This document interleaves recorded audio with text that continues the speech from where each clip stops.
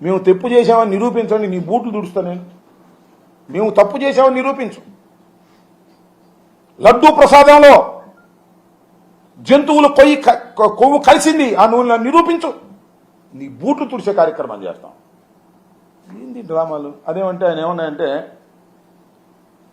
హైందవ దేవాలయాలే, వైసీపీ హైందవులే దేవాలయాలకు నష్టం జరుగుతుంటే పట్టించుకోలేదు, హిందూ దేవాలయాలు.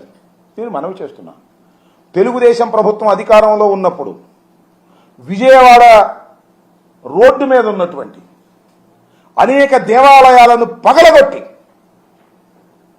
దేవాలయాల్లో ఉన్నటువంటి దైవ స్వరూపాలను మున్సిపాలిటీ తొట్టుల్లో వేసుకు వెళ్ళినటువంటి సంఘటన మర్చిపోయారా అని అడుగుతా ఉన్నా.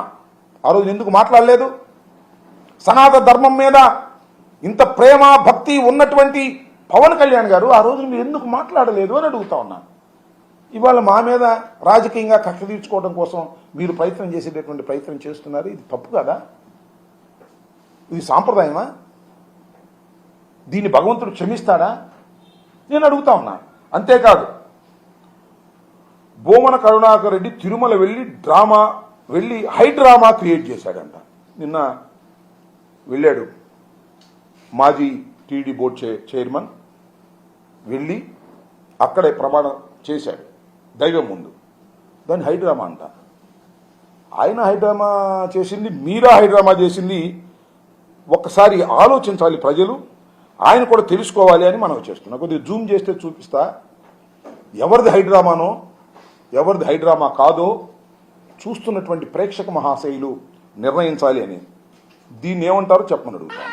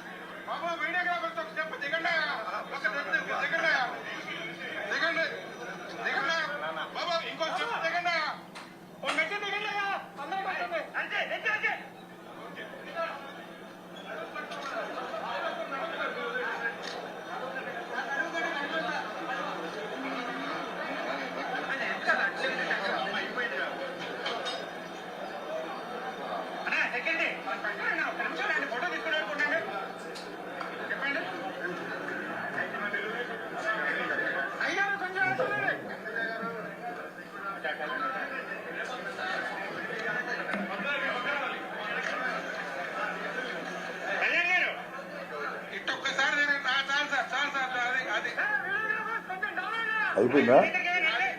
అది చాలా మీరు దండం పెట్టాలి, మీకు దండం పెట్టాలి. అది